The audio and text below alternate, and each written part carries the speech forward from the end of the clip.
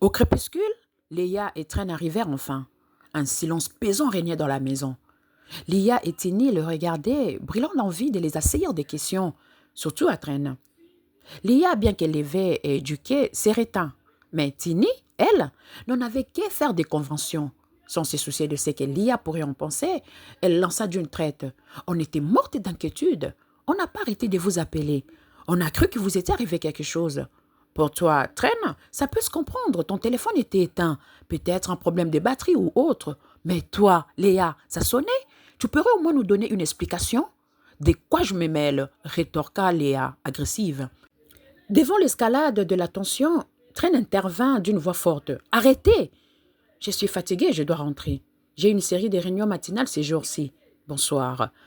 Avant de partir, il fit un signe de la main à Lia et s'en alla.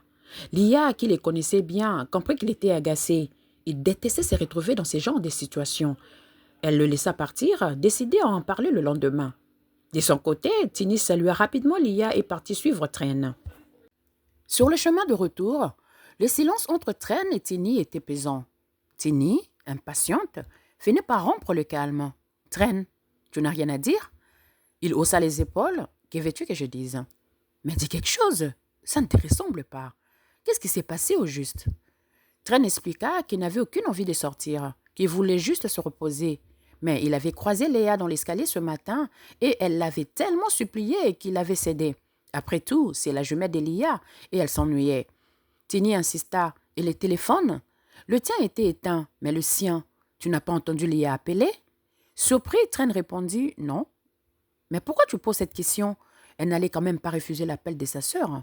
Qu'est-ce que tu insinues? Tu as quelque chose contre elle? Les moments étaient venus. Tini décida de tout lui révéler. Je ne lui fais vraiment pas confiance. Ce matin, j'ai entendu une partie de la conversation qu'elle avait avec quelqu'un au téléphone. Elle disait, t'inquiète, on va se faire beaucoup d'argent ici, crois-moi. Tren, stupéfait, la regarda. Sérieux? Oui, confirma Tini. Tu me connais, je n'invente rien. Je ne la sens vraiment pas. Tren lui demanda si elle en avait parlé à Lia, mais Tini répondit que non. Elle avait déjà fait un commentaire négatif sur Léa et Lia l'avait mal pris. Il lui conseilla de ne rien dire pour l'instant, mais de rester vigilante. Il fallait surveiller Léa discrètement, car Lia était très attachée à sa sœur. Mais elle, pas du tout, répliqua Tini. Agacé, Tren lui lança un regard qui signifiait « laisse tomber » et ils continuèrent leur chemin en silence. Une tension palpable entre les jumelles. À la maison, Léa, visiblement en colère, est montée directement dans sa chambre sans adresser un mot à sa jumelle. Léa, inquiète de l'état de sa sœur, l'a suivie, non pas pour l'interroger sur l'incident, mais parce qu'elle détestait la voir ainsi. Depuis la retrouvaille, Léa était devenue en quelque sorte la faiblesse de Léa. Arrivée devant la porte de la chambre, Léa la lui a claqué au nez, lui lança sèchement « Je n'ai vraiment pas besoin de parler pour l'instant ». Comprenant que sa sœur avait besoin d'espace, Léa n'a pas insisté. Le lendemain matin, avant de prendre son petit déjeuner, Léa a demandé au majordome d'appeler Léa, qui avait l'habitude de se réveiller tard. Quelques minutes plus tard, Léa est descendue. Sans un mot de salutation, elle s'est assise et a commencé à parler d'un ton désagréable. « Je ne veux plus voir cette Tini ici, d'accord? Ou peut-être est-ce que c'est toi qui l'as envoyé me parler comme ça ?» Léa l'a regardé sans rien dire. Léa a poursuivi, de plus en plus véhémente. « Qu'est-ce que tu as cru? Je n'ai pas le droit de demander à Tren de me faire visiter la région? Ou tu as plutôt cru ?» Elle s'est interrompue brusquement, car Léa lui avait fait un signe d'arrêter de parler. Un silence pesant s'est installé et elles ont pris leur petit déjeuner sans échanger un mot. Une fois son repas terminé, Léa s'est levée. « Je dois partir au travail », a-t-elle dit à Léa. « Je t'avais dit que je te ferais visiter le monde entier si tu le souhaites, mais il faut attendre. Je suis débordée au travail depuis le départ de mes parents en vacances. Si tu t'ennuies, demande à un chauffeur de te faire le tour. » Sur ce, elle est partie, lui souhaitant une bonne journée. Les plans de Léa. Une fois seule, Léa est remontée dans sa chambre pour passer un appel. Son langage était direct et froid. « Je dois l'éliminer pour réussir mon coup », a-t-elle déclaré. À l'autre bout du fil, une voix d'homme a répondu, insistant qu'il n'était pas question d'éliminer qui que ce soit. « Mais tu disais qu'elle était naïve et facile à manipuler. » Léa a rétorqué, « Pas elle, son amie. Elle me met des bâtons dans le roue. »« Quelle amie? Qui est-elle? C'est sa conseillère ou quoi ?» a crié l'homme. Dis-moi qui est cette personne. J'ai dit son amie. Qu'est-ce que son amie a à voir là-dedans? Elle est sa conseillère ou sa comptable?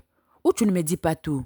Et effectivement, Léa ne disait pas tout. Leur plan initial, fomenté avec son petit ami voyou Jack, consistait à soutirer une grande somme d'argent à Léa.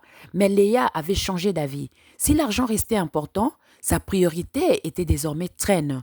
Elle le voulait à tout prix et elle était prête à tout pour y parvenir. Jack a finalement dit, si elle nous empêche vraiment d'avoir ce qu'on veut, alors je viens. Pas besoin, je gère la situation, a répliqué Léa, surprise. Mais Jack avait déjà raccroché avant qu'elle ait pu terminer sa phrase.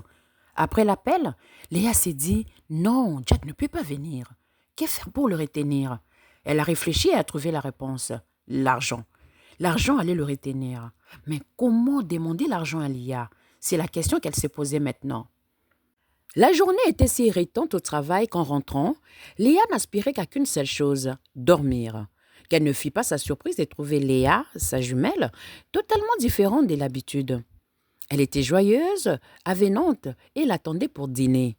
Léa, épuisée et ayant déjà mangé au travail, ne put refuser l'invitation de sa sœur, d'autant plus que c'était tout ce qu'elle désirait, que Léa s'ouvre enfin comme une vraie sœur. La surprise fut plus grande lorsque Léa lui annonça que c'était elle qui avait préparé le dîner. Léa jeta un regard au majordome qui acquiesça directement. Bien qu'elle appréciait le geste, elle n'était pas dupe. Elle désirait plus que tout que sa jumelle change, cesse de se murer dans sa chambre et fasse un effort pour communiquer. Chaque fois qu'elle tentait d'engager la conversation, c'était comme si elle devait la forcer à parler, sans jamais obtenir une réponse spontanée. Léa comprenait cette froideur. Le détective privé qui les avait aidés à retrouver Léa lui avait révélé des détails sur son enfance, une période très difficile qui expliquait son comportement. Ces changements soudains lui semblaient trop beaux pour être vrais, mais elle préférait cette nouvelle Léa à l'ancienne. Au cours du dîner, Léa, d'ordinaire si silencieuse, ne cessa de parler et de raconter des histoires. Elles rirent ensemble, un moment de complicité qu'elle n'avait jamais connu. Après les repas, Léa, exténuée, s'éleva pour monter dans sa chambre. C'est à ce moment qu'elle sentit une main la retenir. Surprise, elle se retourna vers sa jumelle qui lui dit « Attends, j'ai quelque chose à te dire. »« Je t'écoute » répondit Léa. « J'ai un problème. J'ai une dette à payer. Mon ami est menacé à cause de ça. Tu sais, pour survivre, j'ai dû emprunter par-ci, par-là, soit pour manger, soit pour... » Elle n'eut pas le temps de finir que Léa demanda combien il te faut. Léa donna les montants. En quelques clics sur son téléphone, Léa effectua le virement. Aussitôt, le téléphone de Léa vibra. En voyant la notification, un sourire immense éclaira son visage. Folle de joie, elle se jeta dans les bras de sa sœur. « Merci, merci, tu es un amour !» Sans rien ajouter, Léa monta se coucher. Le lendemain matin, elle partit très tôt, sans prendre le petit déjeuner. Elle avait une réunion importante et elle devait ensuite rejoindre Tren. Elle salua sa sœur à travers la porte et s'en alla. Une tension grandissante. Pendant leur pause déjeuner, Tren avait invité Léa à le rejoindre dans un restaurant. Il voulait mettre les choses au clair concernant la dernière fois, mais aussi aborder un sujet très important. Au cours du repas, Tren s'est excusé. Il a expliqué que son téléphone était déchargé, d'où son silence radio. Quant à Léa, il avait simplement cédé à ses supplications. Elle se sentait seule et il avait accepté de lui faire visiter la ville. Léa a coupé court à ses explications. « Pour moi, c'est du passé. Je savais que tu avais un problème avec ton téléphone. Ne t'inquiète pas. » Pour preuve, elle lui a tendu un powerbank. « Tiens, comme ça, tu ne seras plus jamais à court de batterie quand tu es dehors. » Tren l'a regardé, un nerf grave sur le visage. « Léa, tu sais que j'attends toujours. » Elle a compris immédiatement de quoi il parlait. « Je sais, mais j'ai encore besoin de temps. » Tren, stupéfait, s'est redressé. « Encore du temps? De quel temps parles-tu » Léa a voulu répondre, mais ne lui a pas laissé l'occasion. « Écoute-moi bien. Depuis que je t'ai demandé ta main, j'attends. D'abord, tu devais finir tes études. Ensuite, il fallait retrouver ta sœur. Maintenant, tu as ton diplôme et on a retrouvé ta sœur. Et tu me parles encore de temps. Léa, as-tu vraiment envie qu'on se marie? Je suis fatiguée, je te l'assure. Je t'ai soutenue pour tes études. J'ai fait preuve de patience quand il a fallu retrouver ta sœur. Maintenant que tu as ce que tu voulais, qu'est-ce qui t'en empêche? Léa a ouvert la bouche pour parler, Mais Tren a continué. Non, non, non, non, non, non. Tu dois réfléchir et me dire ce que tu veux vraiment. Je ne comprends plus rien. Je ne sais pas ce que tu attends. Tu veux ou tu ne veux pas. Donne-moi une date. À force de reporter, c'est toujours une nouvelle excuse. Tu me parles encore des temps. Mais pourquoi faire? Non, non. Il est temps que tu te décides. Lia l'a supplié d'une voix douce. Calme-toi, s'il te plaît. Pourquoi tu t'énerves? Tout le monde nous regarde. J'ai juste besoin de temps. Arrête avec cette histoire de temps, a rétorqué Tren. Tu n'en as pas besoin. Pour faire quoi? Tu as ton diplôme? Tu as retrouvé ta sœur. Pour faire quoi de plus? Dis-moi. Lia est restée sans voix. C'était la première fois qu'elle voyait Tren dans un tel état de colère. Je vois que tu n'as plus rien à me dire. Je ne sais pas non plus quoi te dire. Je suis désolée, je dois partir. Tren s'est levée à son tour. D'accord, on reste en contact. Lia est retournée au travail, le cœur lourd. Son amie Tini l'a trouvée un peu pâle et lui a demandé ce qui n'allait pas. J'ai mal à la tête. Je t'expliquerai plus tard. C'est la fin des journées, on rentre à la maison. Tini, sentant que quelque chose n'allait pas, a insisté. Je te raccompagne. J'aimerais savoir ce qui t'arrive. C'est encore une histoire avec Léa? Non, laisse-la tranquille. Ce n'est pas elle. C'est juste Tren. Quoi? Tren? Toi et Tren?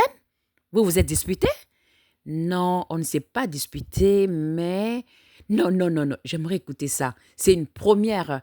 Je ne vous ai jamais vu vous disputer.